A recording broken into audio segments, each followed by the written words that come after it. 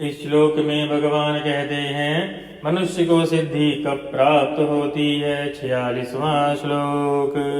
यत्तः प्रवृत्ति भूतानां येन सर्वमिदं तत्त्वं सर्वकर्मणा तम्भ्यचर्य सिद्धिं वदन्ति मानवः। भावार्थ, जिस परमात्मा से संपूर्ण प्राणियों की प्रवृत्ति अर्थात उत्पत्ति होती है और जिससे यह संपूर्ण संसार व्याप्त है, उस परमात्मा का अपने कर्म के द्वारा पूजन करके मनुष्य मात्र सिद्धि को प्राप्त होता है। भावार्थ, जैसे भगवान श्रीमद् भागवत महापुराण के दूसरे स्कंद के 6ठे अध्याय के 41वें श्लोक में कहते हैं आद्यो अवतार है पुरुष है परस्य। भावार्थ, यह संसार भगवान की मूर्ति है। जैसे मूर्ति में हम भगवान का पूजन करते हैं, पुष्प चढ़ाते हैं, चंदन लगाते हैं, तो हमारा भाव मूर्ति में न होकर भगवान में होता है। अर्थात हम मूर्ति पूजन के द्वारा भगवान की ही पूजा करते हैं।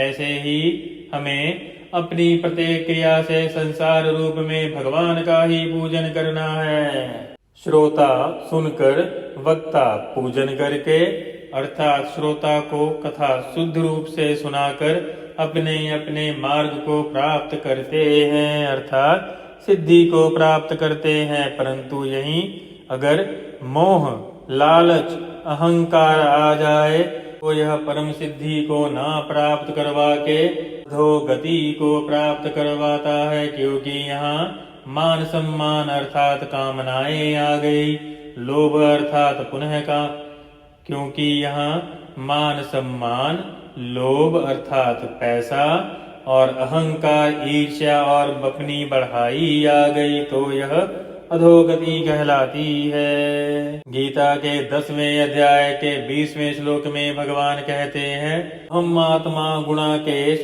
सर्वभूताशय स्थित है। भावार्थ, हम भगवत भाव से किसी भी प्राणी की सेवा करेंगे, आदर सत्कार करेंगे तो वह भगवान की ही सेवा होगी। परंतु कब होगी? निष्काम, अहंकार रहित, कोई भी अपनी मंशा नहीं होनी चाहिए, ना कोई लालच, ना कोई दान, कोई कामना, केवल सेवा भाव। ऐसा नहीं कि मैं कथा सुनाऊं और आपसे पैसे लूं, क्योंकि यहाँ कामना पैसों की आ गई। और यदि मैं कथा सुनाऊं और मैं प्रशंसा चाहूं तो यहाँ कामना बढ़ाई की आ गई, अर्थात अहंकार बुद्धि हो गई। फिर यह भगवान की सेवा नहीं हुई। ये भक्तों, ऐसे ही प्रभु 54वें श्लोक में मोक्ष से भी ऊपर की प्राप्ति अर्थात मोक्ष से भी ऊपर की गति अर्थात पराभक्ति की बात करते हैं। प्रभु कहते हैं ब्रह्मभूत है प्रसन्नात्मा न सोचती न आकांक्षसी समः सर्वेषु भूतेषु मद्भक्तिं लभते पराम। अर्थात मद्भक्तिं लभते पराम, अर्थात वह ब्रह्म रूप बना हुआ प्रसन्न मन वाला साधक न तो किसी के लिए शोक करता है और ना ही किसी भी चीज को प्राप्त करने की इच्छा करता है।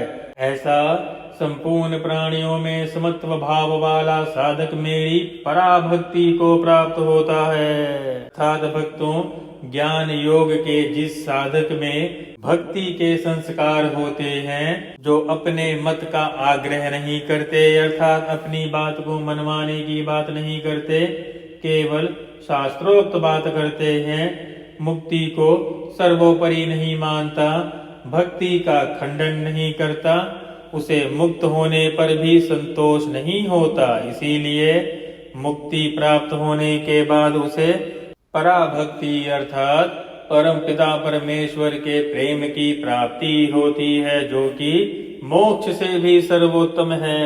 अर्थात भक्तों, ज्ञान मार्ग से चलने वाले को जब ज्ञानोत्तर काल में भक्ति प्राप्त होती है, तब उसमें तत्व से जानना अर्थात ज्ञात्वा और प्रविष्ट होना विशेषते अर्थात ये दो ही होते हैं, दर्शन नहीं होते। उसमें ना तो कोई कमी रहती है पर दर्शन की इच्छा उसमें नहीं होती। यह ज्ञान मार्ग अर्थात ज्ञान योग के योगी की कला है। परंतु आरंभ से ही भक्ति मार्ग में चलने वाले को तत्व से जानने और प्रविष्ट होने के अलावा भगवान के दर्शन भी होते हैं, जिसकी पुष्टि श्रीमद् भगवद गीता का 11वां अध्याय का 54वां श्लोक करता है। इसीलिए ज्ञान मार्गी संतों में भगवत प्रेम अर्थात भक्ति की बात तो आती है, पर दर्शन की बात नहीं आती।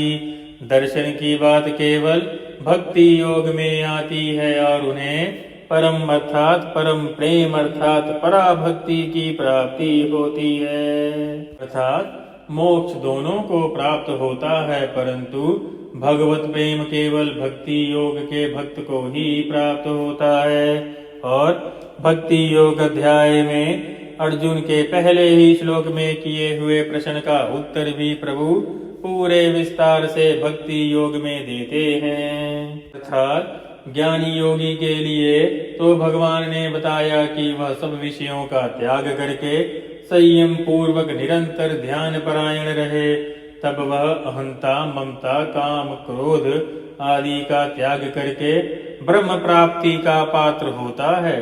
श्रीमद् भगवद गीता के 18वें अध्याय का 51वां से 53वां श्लोक इस बात की पुष्टि करता है। परंतु भक्त के लिए अर्थात भक्ति योगी के लिए भगवान यहाँ कहते हैं कि वह संपूर्ण कर्तव्य कर्मों को सदा करते हुए भी मेरे पद को प्राप्त होता है, क्योंकि उसने मेरा आश्रय लिया है।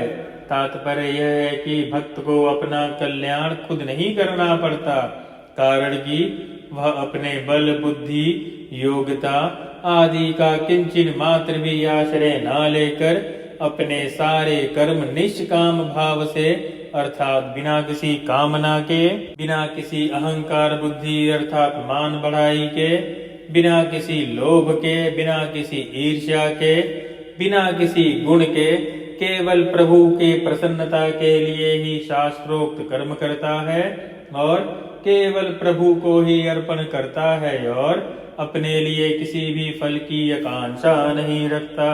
अर्थात वह अपने सारे कर्मों के फल को भी प्रभु को ही अर्पण कर देता है और फिर भगवत कृपा उसका कल्याण कर देती है, अर्थात उसे पराभक्ति प्राप्त हो जाती है। अर्थात प्रभु उसे अपने शरीर में समा लेते हैं, क्योंकि भक्तों मोक्ष दो प्रकार का है। एक, आप मोक्ष को प्राप्त होके परम धाम में चले गए, दूसरा पराभक्ति प्राप्त करके प्रभु में ही समा गए। हरि बोल। और भक्त योगी के लिए तो गोविंदम सर्वम, सब कुछ गोविंद ही गोविंद है। वह सभी जीवों में केवल प्रभु के ही दर्शन करता है, अर्थात गोविंद के अलावा और कुछ भी नहीं है। हरि बोल। भक्तों, हम संपूर्ण विस्तृत श्रीमद् भगवद गीता की साधना जल्द ही ला रहे हैं। जैसे ही हम यह रोज लाइव होने वाली चतुर्श्लोकी अर्थात 4 श्लोकों की श्रीमद् भगवत कथा का साधना संपूर्ण कर लेंगे, उसके भीतर ही हम श्रीमद् भगवद गीता की सिद्धि की साधना आरंभ करेंगे, जो कि 21 से 24 दिनों के बीच में हो सकती है। परंतु भक्तों, यह गीता का स्वाध्याय नहीं, यह गीता का पाठ नहीं, यह गीता की सिद्धि है। और यह पहली बार कोई भक्त योगी आप सबको पहली बार शुद्ध पौराणिक पुराणों में से निकाल कर ला करके करवाएगा। अगर प्रभु इच्छा होगी तो वो करे, अगर इच्छा ना हो तो आपकी इच्छा। हरि बोल। क्योंकि यह संपूर्ण वैदिक विधि होगी, इसमें ना कोई तांत्रिक और ना ही कोई तामसिक प्रयोग होगा, क्योंकि श्रीमद् भगवद गीता के प्राचीन पुस्तक में लिखे हुए करन्यास, हृदय न्यास, ध्यानम, इन सब की चर्चा होगी कि श्रीमद् भगवद गीता को पढ़ने से पहले प्रभु को हृदय में बसाकर तब मंत्रों का श्रवण करना, अर्थात श्लोकों का श्रवण करना, इससे सारे श्लोक आपके शरीर में समा जाएंगे। हरि बोल। आगे प्रभु इच्छा। हरि हरि बोल। राधे